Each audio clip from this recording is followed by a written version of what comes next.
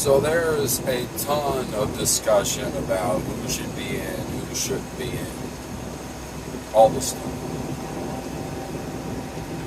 for the college football playoff. And I don't understand the point of arguing a one-loss team over a no-loss team. I feel like the only argument that could go against a no-loss team is if there's 5 no-loss teams in the NBA. Like if Texas was undefeated, I would then be like in agreement that hey, someone's got to get left out. It should be the team that looked the worst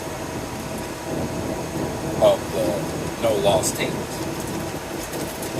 And I don't know why it's always just brought up that, oh, Florida State's by far the worst no-loss, or, yeah, the worst undefeated team. Because, like, Washington's got a relatively comparable resume. Like, they're comparable. Like, Washington barely beat a bad Arizona State team. They barely beat an average Washington State team. But, like, that's ignored. And I don't really know why it's ignored, but it is. Like, people hold the Boston College game over Florida State's head. It's like, okay, Boston College is an average team. I got you. Apparently, like, the whole team had the flu. Then they say, well, you barely beat Pittsburgh. Okay, well, we didn't have any wide receivers available. And also, in the Pittsburgh game, a lot of people don't know this, like, Pittsburgh is, like, 5-1 in their last 6 home games, playing like top 10 teams at home. I don't know why, but for whatever reason, that stadium is like a house of horrors for ranked teams to go play. And then, you know, the Miami game, the Gator game, those happen. But you should have beat the Gators by 12. The refs gave them 4 points. The refs gave them 4 points. You should beat them by 12. And I want to know why it's discussed we barely squeaked by them. We had the ball in the red zone, and we're taking a kneel down up by 9.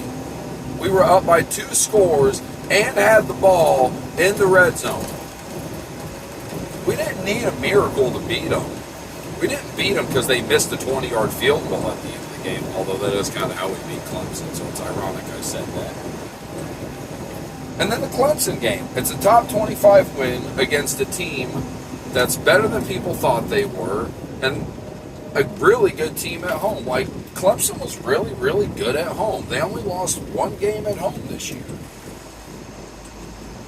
So I don't know, I'm a little frustrated with the constant, discussion that Florida State should be the team out. Because that doesn't make sense to me. It would make sense to me if Texas was undefeated and Oregon was undefeated. If Texas was undefeated and Oregon was undefeated and Oregon was about to beat Washington in the rematch, I would say, you know what? I get it. If Texas was undefeated and they left us out for a one-loss Oregon team, I would be okay with that too, because Oregon avenged their only loss. And let's say they go beat Washington by like 30, then you would really be able to say, like, I get it. That's the only... I could maybe understand that if the only team you lost to got to avenge their loss. But they're talking like, even if Florida State's the only undefeated team, they still don't deserve to get in. The regular season has to matter. It has to be important. If the regular season's not important, then what have we been doing from September to now? Anyway, that's just like my little rant. You see all this crap on Twitter and, on YouTube, and these talking heads, they argue and they debate. And it's just... And I get it, everybody wants the 4 best teams to make the playoffs.